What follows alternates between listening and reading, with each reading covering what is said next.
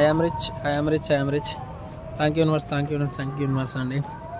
మనం ప్రతిరోజు పేపర్లో చాలా చూస్తామండి. యాక్సిడెంట్స్ కానీ, సమ్ డిసీజెస్ కానీ, చనిపోయారు అని పేపర్లో రెగ్యులర్గా చూస్తాము. ఒక వ్యక్తి పుట్టడం మరియు అతను ఏ టైంకు చనిపోవడం అనేది ముందే డిసైడ్ ఉంటుందండి అతని యొక్క పేరు ద్వారా. అంటే చాలామంది అంటారు పేర్లు పుట్టకముందే కొంతమంది చనిపోయారు కదా, అంటే డెలివరీ అయిన తర్వాత కూడా 1 hour 2 hours లేకుంటే డెలివరీ టైంలో కూడా చనిపోయారు అని అంటారు. డెలివరీ టైంలో ఆ లేడీ గారు, ఆ లేడీ ఎవరు ఉంటారో ప్రెగ్నెంట్ లేడీ గారికి ఆపోజిట్ డేట్ ఉన్నప్పుడే అలా జరుగుతుందండి. లేకుంటే చూడండి ఎవరికి కానీ మరి ఆమెకి ఎందుకు అయిందండి, ఏదో ఒకటి జరుగుతుంది కదా అండి. ఇప్పుడు కరోనా టైంలో చాలామంది చనిపోయారు, మరి చాలామంది బతుకున్నారు. రీజన్ చనిపోయిన వాళ్ళు ఏదో ఒక నెంబర్, డేట్ ఆఫ్ బర్త్ ఉంటుంది, ప్లస్ చనిపోయిన డేట్ ఉంటుంది, ఆ రోజు వరకు ఎండిపోయారు. మరి బ్రతుకున్న వాళ్ళు మంచి వాళ్ళు అన్నట్ట లేకుంటే చెడ్డ వాళ్ళు అన్నట్ట? అంటే వాళ్ళకి ఇంకా ఆయుష్ ఉన్నట్టే కదా.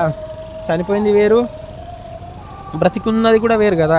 అంటే మనం కరోనా టైంలో చనిపోవడు లేదు అని ముందే వాళ్ళకు రాసి పెట్టున్నారు కాబట్టి వాళ్ళు బతికారు. ఒక వ్యక్తి ఎప్పుడు చనిపోతున్నాడు అనేది 73%, 83% వాళ్ళ డేట్ ఆఫ్ బర్త్ మరియు వాళ్ళ పేరు ద్వారా ఆటోమేటిక్గా తెలుస్తుందండి. ఇంకా అందులో డెప్త్గా వెళ్తున్నాము.